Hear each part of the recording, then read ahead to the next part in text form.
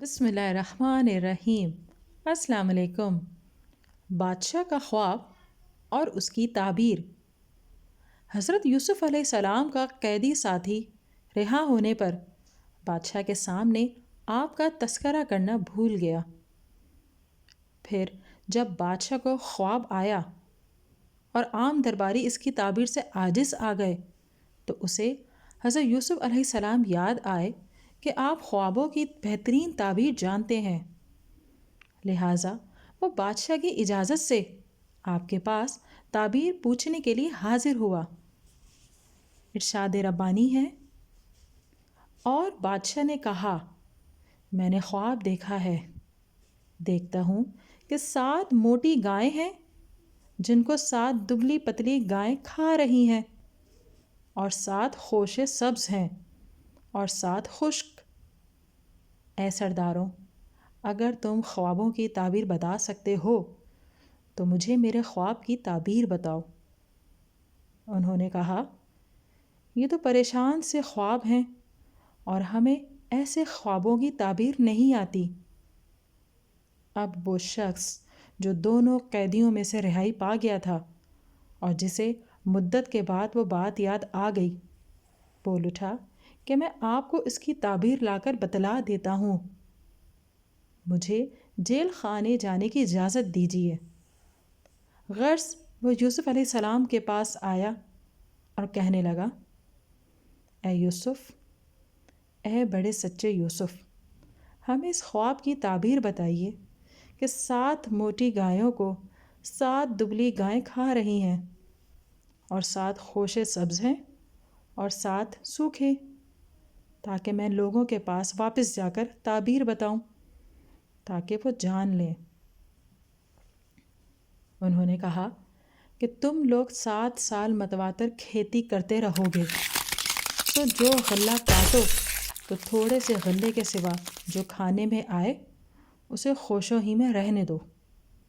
پھر اس کے بعد خشک سالی کے 7 سخت سال آئیں گے، جو غلہ تم نے جمع کر کے رکھا ہوگا وہ اس سب کو کھا جائیں گے، صرف وہی تھوڑا سا غلہ رہ جائے گا جو تم اختیار سے رکھ چھوڑو گے۔ پھر اس کے بعد 1 سال ایسا آئے گا کہ خوب می برسے گا اور لوگ اس میں رس نچوڑیں گے۔ ناظرین، یہ بھی ان اسباب میں سے ایک سبب ہے جن کی بنا پر حضرت یوسف علیہ السلام کو بڑے اعزاز و اکرام کے ساتھ جیل سے باہر لایا گیا۔ واقعہ یوں ہوا کہ مصر کے بادشاہ کو ایک خواب آیا۔ اہل کتاب کہتے ہیں کہ اس نے خواب میں دیکھا گویا وہ ایک دریا کے کنارے پر ہے، دریا سے 7 موٹی تازی گائیں نکلیں اور وہاں مرغزار میں چرنے لگیں۔ پھر اسی دریا سے 7 دبلی گائیں نکلیں اور ان کے ساتھ چرنے لگیں۔ پھر وہ دبلی گائیں ان موٹی گایوں کو کھا گئیں۔ بادشاہ گھبرا کر بیدار ہو گیا۔ جب دوبارہ سویا تو اس نے دیکھا کہ گندم کے ایک پودے میں 7 سبز بالیاں ہیں۔ اچانک 7 پتلی پتلی خشک بالیوں نے انہیں کھا لیا۔ وہ پھر گھبرا کر بیدار ہو گیا۔ جب اس نے اپنے درباریوں اور دوسرے افراد کو یہ خواب سنایا تو کوئی اس کی تعبیر نہ بتا سکا، بلکہ انہوں نے کہا، یہ تو پریشان خواب ہے، اس قسم کے خوابوں کی کوئی تعبیر نہیں ہوتی۔ اور پھر یہ بات بھی ہے کہ ہمیں اس علم میں کوئی مہارت حاصل نہیں، اس لیے انہوں نے کہا، اور ہم خوابوں کی تعبیر نہیں جانتے۔ اس وقت قید سے نجات پانے والے ساقی کو حضرت یوسف علیہ السلام کی بات یاد آئی جو انہوں نے فرمایا تھا کہ بادشاہ کے پاس ان کا ذکر کرنا، لیکن اسے اب تک یہ بات بھول ہی رہی تھی۔ یہ اللہ کی تقدیر تھی جس میں اللہ کی خاص حکمت پوشیدہ تھی۔ اس نے جب بادشاہ کا خواب سنا اور لوگوں کو اس کی تعبیر سے عاجز دے گا تو اسے حضرت یوسف علیہ السلام کی بات چیت اور نصیحت یاد آ گئی۔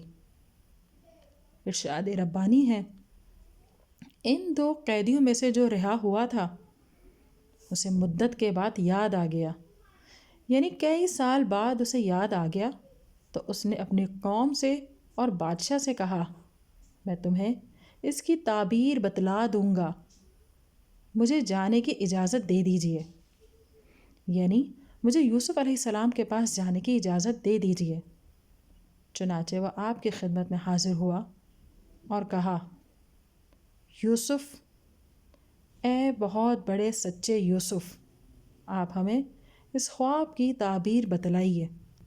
آپ نے انہیں تعبیر بھی بتائی اور اچھی تدبیر بھی، اور دونوں حالتوں یعنی زرخیزی اور قحط کے ایام کے بارے میں ان کی رہنمائی فرمائی کہ ابتدائی سالوں یعنی زرخیزی کے دور میں غلہ خوشوں میں رکھے، صرف کھانے کی ضرورت کے مطابق دانے نکالے، اور قحط سالی کے دور میں بیج کم بوئیں، کیونکہ زیادہ امکان یہی ہے کہ کھیت سے بیج کے برابر بھی پیداوار نہ ہوگی۔